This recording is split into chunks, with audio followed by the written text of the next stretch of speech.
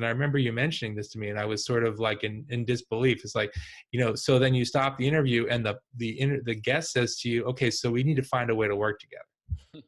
All right, I'm talking with Mark Baer. So Mark, first tell us who you are and what you do. Yeah, so I work closely with scientists and engineers and help them become powerhouse communicators of their research. Great. So take me back about 9 months or so. And what were you doing back then in order to get new clients, get new referrals? What were you doing for business development about 9 months ago? Really inefficient. It was very scattershot, a lot based on personal relationships, which is, one channel, but I didn't have a systematic, routine way to get very targeted, warm leads.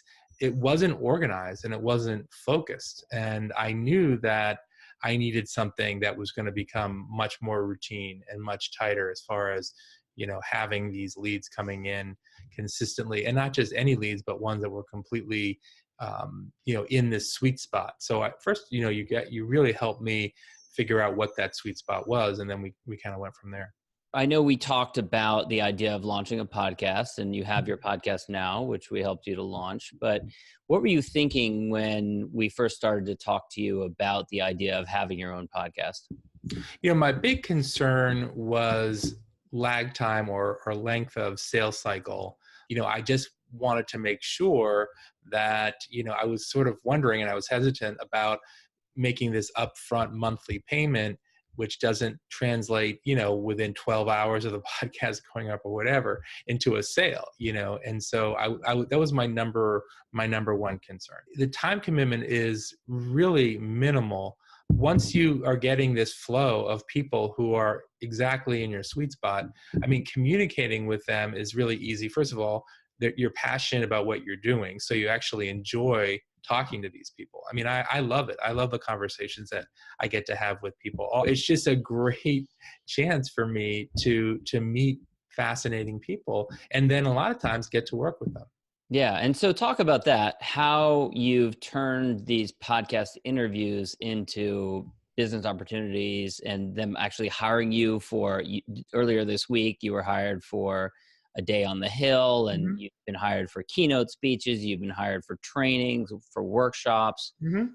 Tell me about how you've turned the podcast into actual client work. Getting this really tight as far as, okay, who are we looking for and what do they do, and getting that profile to really, and it's an iterative process, but once you nail it, then when you have these conversations during the podcast, the interview itself, the upfront piece before the episode, the piece at the end, maybe, it's almost self-evident to the person you're talking to that they need to work with you. And so, in some cases, and I remember you mentioning this to me, and I was sort of like in disbelief. It's like, so then you stop the interview, and the guest says to you, okay, so we need to find a way to work together. And it's like, yeah, okay. I love what you do. It's true. I do, so that's happened a number of times. That's so cool. And then you also have an online course that you launched last year, and you're doing it again coming up in, I think, about a week or so's time. Exactly. Mm-hmm. And how many people you have signed up for that right now? So now it's actually oversubscribed at this point. I just wanted to do 15 people. I did 3 last year. And I have, 15 plus signed up already. So That's I'll awesome. I'll probably take a few people who kind of came in, and the deadline isn't, for, another few days now. So I'll probably take some of the people who are interested and say, look, I'm going to do the course again, maybe a little bit sooner than I had expected, because I want to keep the group small enough so there's a lot of interaction. But yeah, I love the online course and the workshops, even the interviews. That's such a great way. In some ways, it's almost a little bit like market research when you're doing the podcast interview, because you learn new things. You learn about maybe resources that you weren't aware of, centers, institutes, organizations that you had never heard of. You were just saying You were just saying there's an initiative that Eric Schmidt from Google is launching, which you just learned about, and then it was a great excuse because you reached out to have the guy on your podcast. Yeah, and he's a perfect. I mean, it'll be self-evident to him that he's perfect for the podcast. I sent him the FAQs for guests and a one-slide description of what the podcast is all about, and also a little bit about me. You and Jeremy were talking about, it's also a great opportunity for the guest. I mean, in this case, this organization is just launching, as you point out, through the Eric and Wendy Schmidt Foundation and maybe some other funders, this new initiative. And so he's posting on LinkedIn to draw some attention. And then I'm coming back to him on LinkedIn saying, I love it. This is great. You could promote on my podcast. My audience is certainly, overlapping with who you're trying to reach. I know for the online course, I think you said some of the people that signed up in groups of 5 were from past podcast guests, right? Absolutely. And it's been so gratifying because, it's clear the guest sort of sees, yes, this person, is an expert, and I have people who could really benefit from his expertise, in my example. And so this guest went out and recruited 5 people and said, like, look, I'd like these 5 people. And that happened with another university. Another opportunity came about as a result of a friend of a podcast guest listening to the episode and thinking, wow, I have a need for what this guy, is doing on the podcast. I think he was commenting on how I was sort of taking the answers that I was getting and trying to really drill down and distill what the guest was saying. And she's like, that's kind of a skill that I need right now. And so she contacted me, and I think we're probably going to work together. That's awesome. That's really cool. Well, Mark, thanks so much for this. Anything else you would add for those who are thinking about doing a podcast? I know Jeremy and I, as you mentioned, it's not inexpensive, and it's probably one of the most expensive things over the years that I've spent money on over the last 8 years or so of doing it. It's also one of the last things I would stop doing. One, because as you said, I really enjoy it. And 2, I look at it as it's just, you're constantly growing your network. You're constantly building new people, absolutely, bringing in new people, having new conversations, delivering value to them. But any additional final thoughts to those who are thinking about this? Yeah, I would say be really exacting and into who your perfect candidate is as far as your ideal prospect. And again, you and Jeremy really pushed me to get specific, and that was great. And also who you're passionate about. I mean, in some way you think, oh, well, this is just kind of a business, and I just want to focus on where the biggest opportunity is from a commercial perspective. But I really liked how you did that. But you also injected this, look, well, I basically came down to 2 different areas to focus on. And you asked me specifically, well, would you be passionate working with those other guys? And I said, no.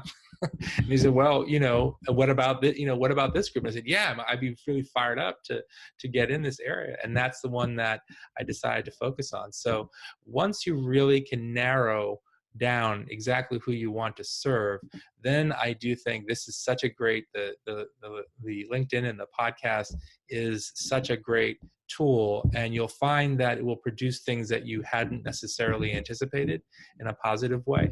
But I think the work really needs to go on. If I was thinking about it and I was advising someone, I'd say just really refine in the most precise way that you can, what is the profile of the person that you want to work for, your ideal prospect. And then you guys can go about and do your magic and identify, those people. And then it's up to, just reaching out saying, I've got this podcast and how about being on it? And you'd be surprised at the positive responses. Yeah. That's actually one area that people do struggle with. They think like, well, how do we get people to come on the podcast? And it's simple. You ask them. Right. No one has said no. I mean, we got to reach higher then. I've got a president of a university coming on. She'll probably be the highest ranking. Maybe I had a former Washington correspondent for CNN. I just want to keep, building this. And then the more, what happens, I didn't think I mentioned this to you before, John, it's kind of funny, is I could talk, like this literally happened to me last week. I was talking to somebody who, is a PhD. And she said, yeah, I was, at a party and I met somebody and I said, you really should check out this podcast. And he's meaning mine. And he said, oh, I've been listening to that for a while. Oh, that's so So cool. it was just kind of cool. Or someone else saying, oh, I listened to all your episodes because I've got a long commute, and I find it interesting. So Yeah. that's very gratifying to hear that your influence and your expertise. And of course the guests, it's about, sharing this knowledge. Sometimes guests contact other guests because they heard something, or listeners contact Right. guests because they heard about a resource on the show. Right. Or I think it's coming up. You got a conference that you were going to go to, I think was down in Florida, right? And we were talking about reaching out to the speakers at that conference in advance, inviting them on the podcast, interviewing as many as you can before you go to the conference. And the cool thing about that is then you go to the conference and all the speakers know you. So you look like this really well-connected guy because you put that effort in it beforehand. Yeah, and actually what happened, I wasn't sure if I was going to go, and then I started looking at who the speakers were. And some of the speakers I had already interviewed for the podcast, and some I was thinking about interviewing. And so I reached out to those that I had interviewed already. And one of them said, I really want to talk to you when you're at the conference about collaborating with us next year as at a university. And a couple of my colleagues are going to be with me, and we'd like to meet you for coffee, at the conference. So that was a direct connection as a result of the podcast. And it was very clear to the woman I was talking to, like, she's like, I would like to see you in action. I really want to do workshops and figure out how we can collaborate. And she said that, after the interview. Yeah, that's awesome. Mark, where can people learn more about you and the show? Well, if you go to whensciencespeaks.com, there's a page there that says, if you'd like to be a friend of the show and get, freebies, so you can go to whensciencespeaks.com and take it from there.